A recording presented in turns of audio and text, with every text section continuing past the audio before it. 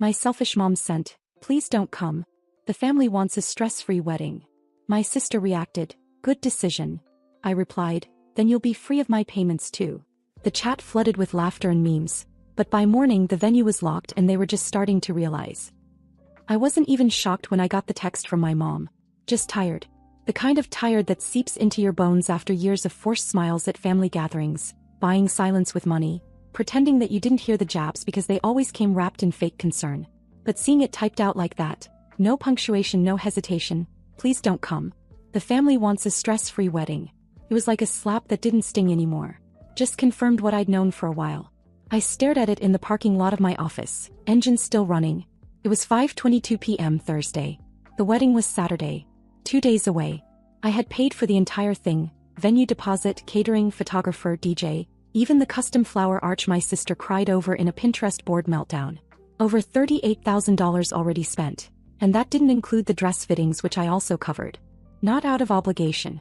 Just because I thought that's what family did. I screenshotted the message and sent it to my sister, expecting, maybe hoping she'd be shocked too. That she'd say mom was having another one of her moments. Instead, she replied 10 minutes later with, "Good decision." That was it. No explanation. No sugarcoating. Just confirmation. They didn't want me there. After I paid for everything. After years of being the fallback plan when things fell apart. After every time they needed help with rent, tuition, credit card debt. I didn't even get angry. I got methodical. I opened the group chat we had with some of the extended family. You know, the cousins who don't really talk but always show up for the big stuff. I dropped my reply there. "Then you'll be free of my payments too." The response was instant. Half the chat thought I was joking. The other half just hit me with those long awkward emoji strings that mean, "Yikes, but I'm watching." My cousin Josh sent a laughing gif. Aunt Lorraine wrote, "Wait, what is happening?" Then came the memes. Someone edited my sister's bridal portrait with a speech bubble saying, "Guess who's paying now?" Not Cheryl. That one actually made me laugh. But by midnight the mood had shifted. The news spread fast. My mom tried calling. I let it go to voicemail.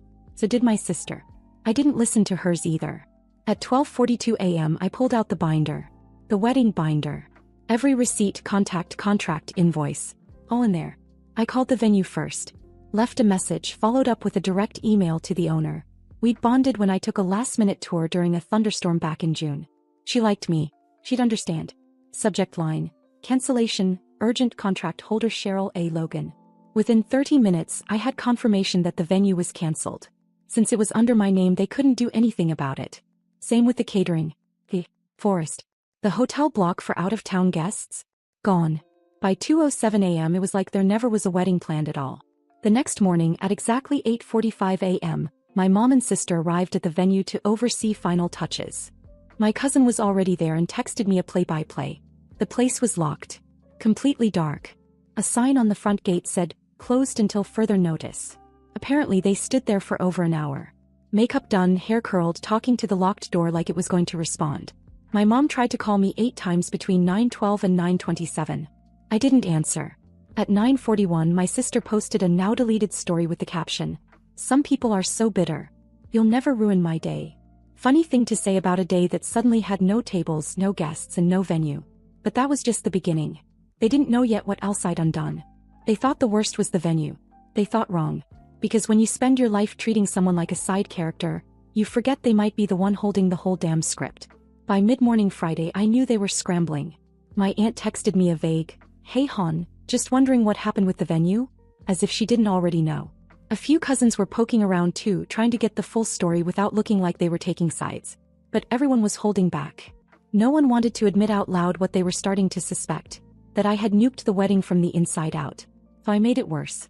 I didn't cancel the florist. I called her and explained that the bride had uninvited me, and that the card I used to secure the order would be turned off. I told her they could work it out directly if they wanted to go forward, but I wouldn't be involved in any capacity. Her name was Valerie. She was polite. Then she asked, "So, this whole wedding's going down in flames?" I said, "They wanted a stress-free wedding. Guess they got it." She laughed. Then she said, "Nah, I'm out. I don't deal with this kind of chaos. I'll post a refund policy on my socials just to cover myself. Thanks for the heads up." One more domino down. Then I called Brian, the photographer. Old college buddy. We'd shared a dorm and a bottle of Jack the night I broke up with my ex-fiancé. He was the one who'd offered to shoot the wedding at a discount. No deposit required. Just trust. When I told him what happened, he asked a single question. Do you want me to go through with it anyway, or are we done? I said we were done. He said cool. Then he asked if I wanted to do a shoot on Sunday. Something fun just for me? I said yeah. And then we spent 20 minutes laughing about how my sister once called me the financial plan with legs. By the time I hung up, I was calm. Too calm probably. At 1:45 p.m. I got a group email from the caterer asking who to invoice. It was addressed to my mom, my sister, and me. I didn't respond. But someone did. My sister's fiancé, Derek, replied. We were under the impression this was all paid for. To which the caterer replied, and I'll never forget this line, the person paying was told not to attend. So we'll need a new card or we'll see you next time. 3 hours later I found out that the DJ had also bailed. Not because I told him to. He left on his own after realizing no one had confirmed the final set list or paid for the extra hour. He posted a vague tweet about ungrateful people and ghosted invoices that some of my cousins screenshotted immediately. Group chats were heating up again. No one knew what to say, but everyone was watching. Around 4:30 I started getting the guilt messages. My mom texted, "You're hurting your sister for no reason. This is childish." My aunt tried a softer approach. "I know tensions are high, but can you at least let the florist go through? The flowers are her dream." Even my dad, who never texts me unless it's about taxes or how to reset his router, sent a curt message. "This is beneath you." But here's the part they still didn't get. I didn't cancel this wedding to be petty. I canceled it because they kicked me out of it. They threw me out of something I built, funded, designed, shaped from the ground up. And they expected me to keep holding the ladder while they climbed past me like I didn't matter. At 5:12 p.m. I got a call from my mom. I didn't answer. Then a voicemail. She said they were willing to forgive the cancellation if I could just reverse some of it. Said she didn't mean the message to come across so harsh. That it was just about making sure the day went smoothly without drama. Right, as I'm the drama. Not the ones who uninvited me. Not the ones who pretended like my money was separate from my presence. Not the sister who didn't even flinch when I got cut out. What she really meant was, put everything back together so we don't look bad in front of people. But they were already looking bad. Bad enough that my cousin Lindsay, the one who's always been Switzerland, called me just to say, "I've never seen Aunt Maggie cry like that in public. You really flipped the family upside down." I said, "Did I? Or did they finally trip over their own arrogance?" Because here's what they didn't know. I still had control of the wedding website, the guest list, the shuttle schedule. And if they thought Friday was bad, Saturday was going to be a masterclass in exposure. By Saturday morning, everyone expected me to cave. They really believed that I'd wake up flooded with guilt, realize I had gone too far, and start making phone calls to fix it all. I could feel it in the silence. My sister hadn't posted anything since Friday afternoon. My mom had gone radio silent. My dad nothing. Which was weird because usually when they're quiet they're planning something. But I was planning something too. First thing I did? Took the wedding website offline. Not a redirect. Not a vague under construction notice. I deleted it. Gone. People trying to check where the venue was? Blank page. People looking for the shuttle schedule? Error message. RSVPs? Wiped clean. The custom domain I bought? Cancelled.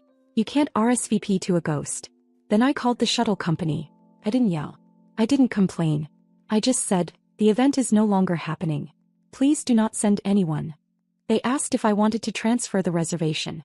I said no, cancel the whole thing. And since I was the contract holder, and the only one who'd ever paid anything, they had no choice. 3 hours later, guests started arriving at the hotel expecting to be picked up for the ceremony. No one showed. People started panicking. Out-of-towners were calling my mom. My mom was calling my sister. My sister apparently was just crying. But they didn't call me. Not even once. Maybe they thought I'd block them again. Or maybe they were starting to realize I wasn't bluffing. At 1:18 p.m. I got a message from Derek's cousin Rachel, who I actually liked. He said, "I know this is messy and I don't know the full story, but I do know this. You did more for that wedding than anyone else. No one here understands why you weren't invited. I'm really sorry." That was the first time anyone besides my cousins had said anything real to me. She didn't take sides. He just acknowledged it. And that was enough to remind me I wasn't crazy. But what happened next? That part surprised even me. Around 2 p.m. my mom showed up at my place. I live in a condo about 20 minutes from where the venue was supposed to be. She had never been there before. Always said it was too far, or too modern, or not homey. She knocked 3 times. I didn't answer. She called. I let it ring. Then she sent a text. I'm outside. Can we talk? I opened the door, expecting her to launch into one of her famous guilt campaigns. But she didn't. She stood there holding my sister's wedding dress. And said, "Can we at least get a few photos? Just something. We can fake the rest." I almost laughed. She wasn't here to apologize. She was here to salvage the optics. So I took the dress. Said I'd see what I could do. When she left, I stared at it for a while. Then I walked it out to the dumpster behind the complex and dropped it in. It wasn't dramatic. It wasn't even satisfying. It just felt necessary. Like deleting an old file you forgot was still sitting on your desktop. And right there in the parking lot, I decided that this wasn't going to end quietly. Not because I needed revenge, but because they needed consequences. Real ones. They'd humiliated me, used me, and cut me out like I was nothing. But I still had the family group email list. I still had photos. I still had screenshots. And most importantly, I had stories they didn't want anyone hearing. Stories I was finally ready to tell. By Saturday evening, the wedding that never happened had become the most talked about event of the year. Guests were furious. Some had flown in from other states. One of Derek's aunts even filed a complaint with the hotel demanding reimbursement for her unused room. I heard someone called the news, trying to get a local event disaster segment on TV.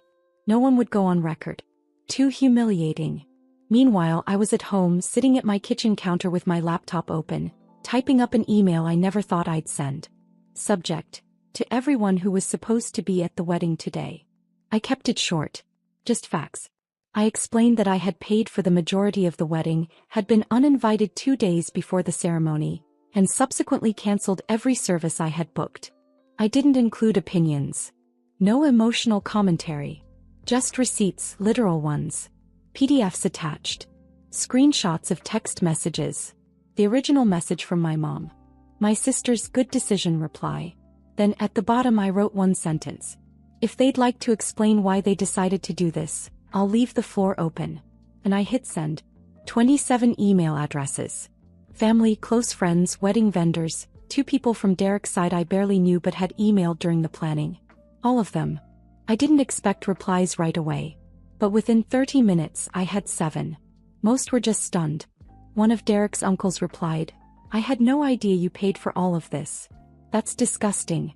My cousin Emily wrote, "Cheryl, this isn't just rude. Psychotic. We all saw what they did. You're better off." But then an unexpected one came in. From Derek. Not Derek's mom. Not his cousin. Derek himself. He said, "I didn't know you were uninvited. I thought you dropped out. Your mom told us you were pulling back due to stress. I had no idea what really happened until yesterday when the venue was locked. But there's something else, and I don't know what to do about it." Then he asked if we could talk. One call. Just to clear the air. I agreed, mostly out of curiosity. We spoke for 9 minutes. And what he told me, I still don't know if I believe it completely, but it changed everything. Apparently, the night before the original wedding date, my mom gave him an envelope to hold onto for safekeeping. She said it was a last-minute gift from the family to my sister and didn't want it lost in the rush. He never looked inside. Didn't care. He just stuck it under the dessert table under the fake cake stand thinking it would get picked up later. When everything collapsed and the cake was never delivered, the venue never opened and no one showed, he still had the envelope. So out of boredom he opened it. Inside, a check for $12,000 signed by me. Not a copy. Real check. Torn from my checkbook. I froze when he said that. Because I never wrote that check. And then I realized, I was missing a check from 2 months ago. One I tore out but never used. I assumed I lost it in my car somewhere. Apparently I didn't. Apparently, someone else found it and planned to cash it after the wedding, once I'd calmed down. My guess. My mom filled it out. She knew my handwriting well enough to copy it. Probably thought I wouldn't notice. Or wouldn't dare expose it if she did. Derek offered to mail it back to me. I told him to burn it. Because now it wasn't just manipulation. It was fraud. At that point I realized I'd been too nice. Too quiet. Too patient. I logged into my private backup folder. The one I never thought I'd open. It had everything. Screenshots. Old text messages. Recordings from when my parents tried to guilt me into paying off their second mortgage. Even the Venmo logs from when I paid my sister's rent 4 months in a row and she told everyone her boss covered it as a bonus. I started compiling.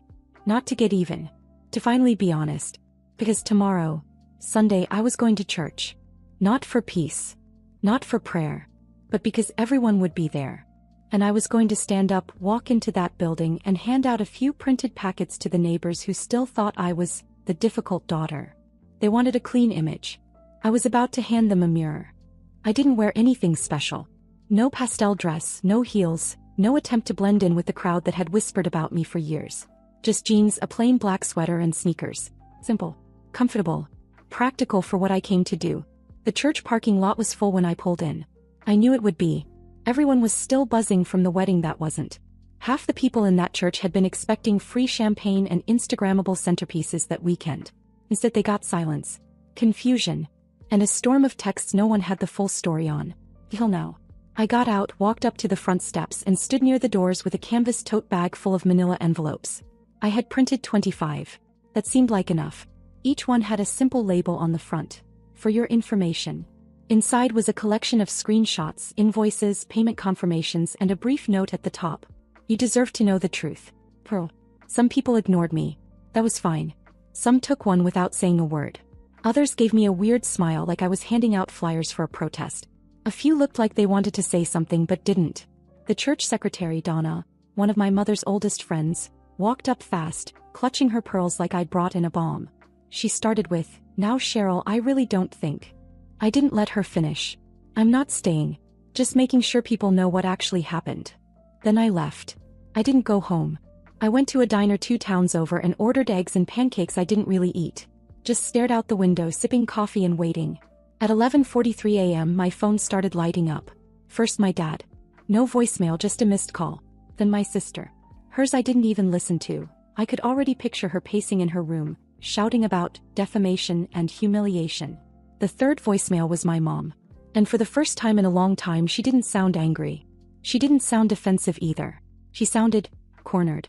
She said, "You didn't have to do this, Cheryl. I didn't know it would go this far.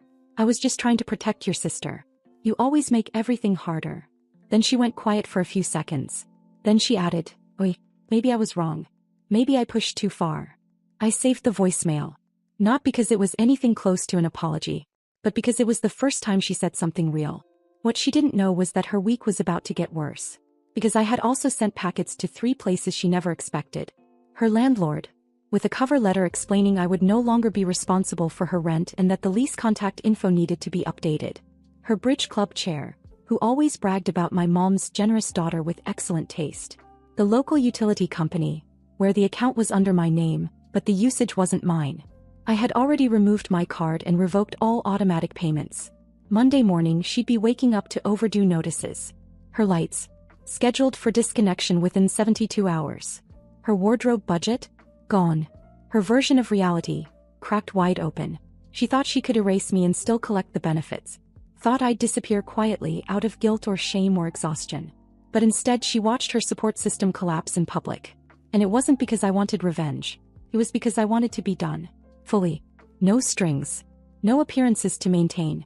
By Tuesday morning I was getting screenshots from neighbors, cousins, even someone I hadn't spoken to since high school. They were all saying the same thing. She's trying to clean it up, but people are starting to talk. And just when I thought it had all settled, a package showed up at my door. No return address. Just a small white box. Inside the forged check. The one Derek had found under the cake stand. Folded in half. No note. Just the check. That's when I knew she knew it was over.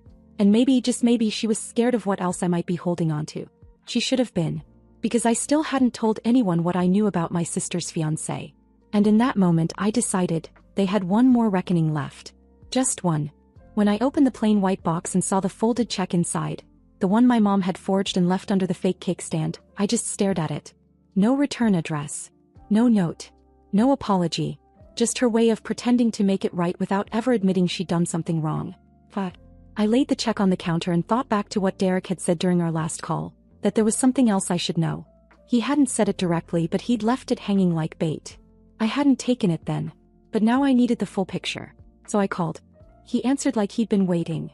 I asked him one question: what exactly did she do? His voice was low. She cheated. I didn't respond. He kept going. First time a few months ago. I found the texts. She said it was just flirting, that she was drunk. Second time was 2 weeks before the wedding. I caught her at a bar with the same guy. She didn't even try to deny it. And you still plan to marry her? I was going to walk, he said. But your mom, she came to me. Told me not to blow it all up. That everything was handled, paid for.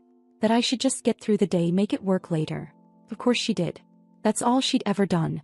Clean up my sister's messes with someone else's money and pray no one looked too close. I thanked him, ended the call, and sat in silence for 10 minutes.